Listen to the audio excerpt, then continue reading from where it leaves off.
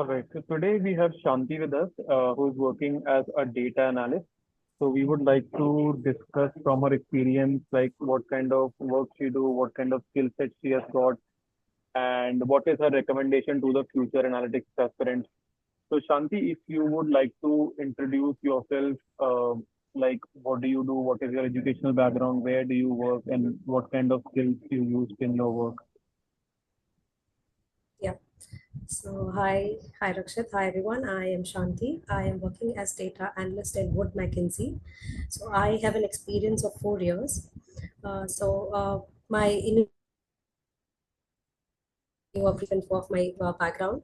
So I am a postgraduate in computer science. I did my PG in Sri Venkateshwara University in Tirupati, and I've done my bachelor's as well in computer science. Both of them are majoring in computer science. So during my MTech, I have done two internships. So I didn't want to sit idle at the college. So there was not much classes that happened in the MTech, so I went on for internships.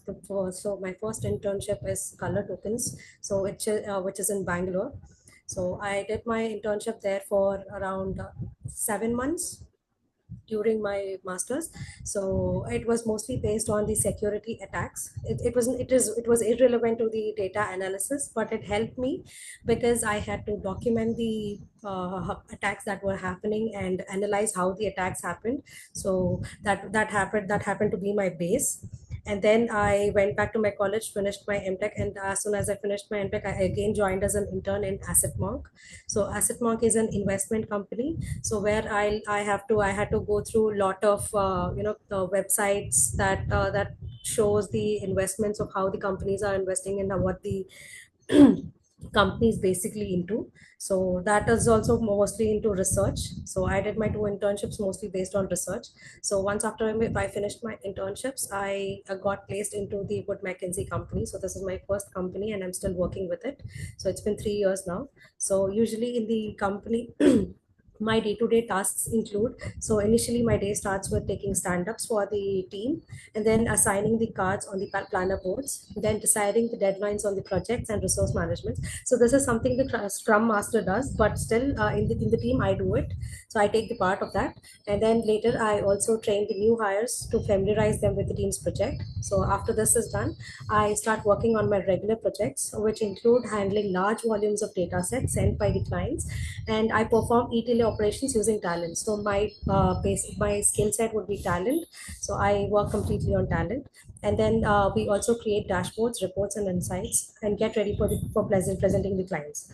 So in the evening, I set up calls with my US team and the stakeholders to decide upon the requirements and quarterly refreshes. And my main analysis would be including spend intelligence, cost intelligence, sourcing intelligence, and supplier market intelligence of the clients that are into our company. So mostly Wood Mackenzie is oil and gas and energy consulting company. So we analyze all the spend amounts of the companies, of the clients. So that is mostly what we do. And I would, so if there's ever I should be suggesting the data analyst, aspiring data analysts, do a lot of certifications, either it be Microsoft or Google certifications. The money won't go in vain. Please don't think if the investment is too big or too risky. What if you get demotivated during? But this is something that will have a strong base.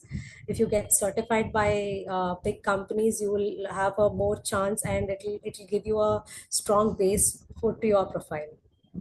That's about it. Hmm. Okay. And what are the tools that you use? For ETL, you use Talent, and for visualization, also, do you use Talent?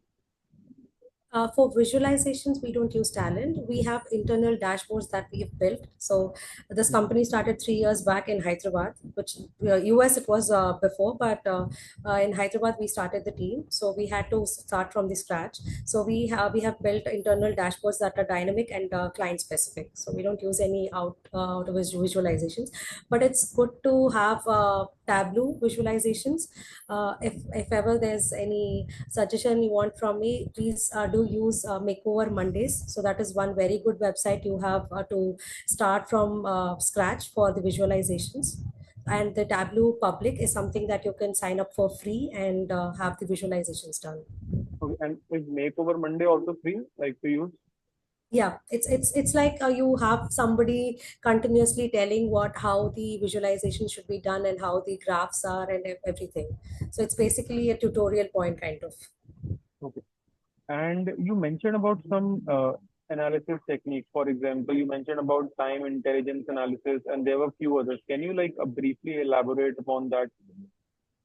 Right. So for example, yeah, I can tell you an example where we found an outlier, which was very evident for the company to look upon. So there's one particular use case that we've got.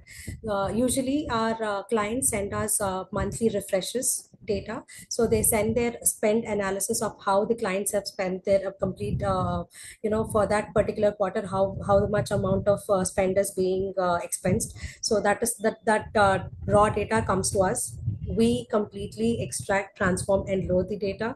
We clean the data. So while cleaning data, so we got to know that there was high difference of around 4 million of spend difference from the raw control totals that we have got from the client and after the production that we have given.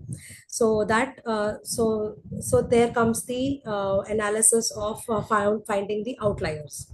So we performed regression analysis and different kinds of analysis and finding the outliers. So there was one particular column that we got to find where it showed 4 million of spend in one particular cell itself, but the currency in the particular excel sheet in a different column was Korean currency. That was one. So one is usually in a high number. So for example, if it's a 4 million one in USD, it is a lesser amount. So when you sum the entire column, the difference comes out to be a huge amount. Yeah. So that's where we got to know that the spend is kind of coming out to be anomaly, and that is something that should be rectified for. So we rectified it and send the data to the client. That is one Got example. it. Yeah. Okay. And Sandeep, what are the skills that you would recommend a fresher or a person who is aspiring to become a data analyst? What kind of skills they should focus upon? Maybe top three or top five skills. Top three would be I won't be telling any top number because I am a beginner. Like I am still learning too. So first would be MS Excel. MS Excel is something that people would think it is very easy or something that is not very important. But if you get into Excel, you will definitely understand the importance. Once you know Excel, and there are a lot of things that you can do in Excel. You can also do visualizations in Excel. You can also perform a lot of analysis, regressions, different techniques that you can use with the Excel. So once you're thorough with the Excel, you can do a lot of analysis. That is something anyone would be looking as a base skill. So Excel is something that is very important, I would say. And then to perform ETL analysis, you would be needing one particular tool, either it be Talent or different. There are now like different ETL tools that are coming out. So any tool that would one particular tool would be enough for starting. And then there are different databases that people should be the clients give us. So one particular database that you are thorough with, or Oracle DB, SQL DB, MongoDB, any database that you're thorough with, and basic SQL commands. So I'm just listing out what I do, but it depends on again. You were the mentor here. Please give the rating of top five. I would just give out the what are the important ones. So that SQL is something very important. Database, any one database, and then even data warehousing concepts are very important. So one ETL tool and one reporting tool, either it be Tableau or Power BI. Anything is fine. Yep. Yeah, all right. Yeah, that makes sense. I think whatever you have said, I agree to that as well. So again, thank you so much, Shanti, for joining and guiding the students, like what kind of work you do and what kind of skills they should focus upon. This will definitely help the learners who will be watching this. So thank you so much again.